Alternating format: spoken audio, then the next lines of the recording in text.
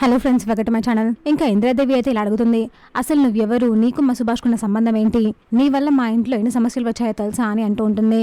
నన్ను క్షమించండి, నా వల్ల మీ ఇంట్లో ఎన్ని సమస్యలు వచ్చాయి, నేనే అసలైన మాయాని, నాకు తెలియకుండానే నా ప్రమేయం లేకుండానే సుభాష్ గారి జీవితంలోకి నేను ఎంటర్ అయ్యాను అని మాయ అంటూ ఉంటుంది. అయితే ఆ బిడ్డ నీకు సుభాష్కు పుట్టిన బిడ్డేనా అని సీతారామి అడుగుతాడు. లేదు, ఆ బిడ్డ ఎవరో కూడా నాకు తెలియదు, సుభాష్ గారికి ఆ బిడ్డకి ఎలాంటి సంబంధం లేదు, అలాగే నాకు కూడా ఎలాంటి సంబంధం లేదు అని మాయ చెప్తుంది. ఆ మాటలు విని ఇంట్లో అందరూ షాక్ అవుతారు. ఎవరో నాకు తెలియదు, మీ కుటుంబం పరువు తీయాలి అని మీద పగ తెచ్చుకొని నాతో ఇలా నాటకం ఆడించారు, నాకు సుభాష్ గారికి ఉన్న పరిచయాన్ని అడ్డు పెట్టుకుని నాతో ఇలా నాటకం ఆడించారు, లేకపోతే నా ప్రాణాలు తీస్తానని బెదిరించారు.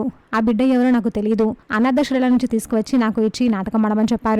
అలాగే మీ దగ్గర నుంచి నెలకు 10 లక్షలు డబ్బులు తీసుకోమని కూడా చెప్పారు. ఆ డబ్బుల నుంచి ఒక్క రూపాయి కూడా తీసుకోలేదు, అన్ని వాళ్ళే తీసుకున్నారు. వాళ్ళు ఎవరు ఏంటి అనేది నాకు తెలియదు, ఈ నాటకం అంతా నాతో వాళ్ళే ఆడించారు అని మాయ అంటూ ఉంటుంది. మాయ మాటలు విన్న సుభాష్, అపర్ణ, ఇందిరాదేవి అందరూ షాక్ అవుతారు. అలాగే చూస్తూ ఉంటారు. చూసాక ఫ్రెండ్స్, మరేం జరగబోతుందో, ఇలాంటి జెన్యూన్ అండ్ అప్డేట్స్ కోసం మా వీడియోకి లైక్ చేసి ఛానల్ని సబ్స్క్రైబ్ చేసుకోండి.